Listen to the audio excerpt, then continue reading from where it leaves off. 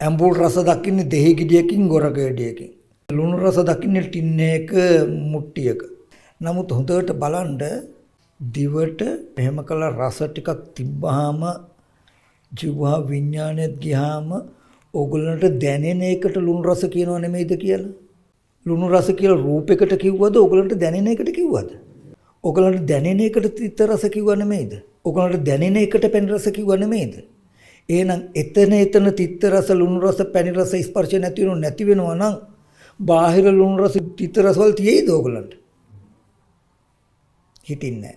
දැන් අද බලන්නකෝ අපිට භවය කියන්නේ අපි හිතාගෙන ඉන්නවා මෙහෙ ගියොත් ලුණු රස ඕන තරම් ගන්න පුළුවන් කඩවල් ගාන ගිය ලුණු ගත්ත හැකි. ඇඹුල් රස තියෙන ගොරක වල ඇඹුල් රස තියෙන ගොරක ගත්ත හැකි ඕන තරම් ඇඹුල් රස ගත්ත හැකි. පැණි රස තියෙන කේ කුලසීනි වල ඒවා කඩවල තියෙන වගේ අද අපිට ලුණු රස, තිත්ත රස, ඇඹුල් රස, පැණි රස උනුනම හොයන්න තියෙනෝනේ.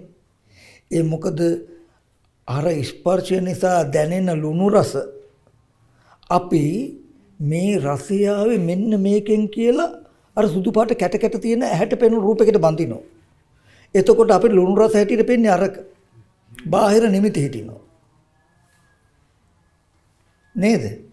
ඕම් ඔය වගේ මහ ගැඹුරු වරදක ඉන්නවා අපි.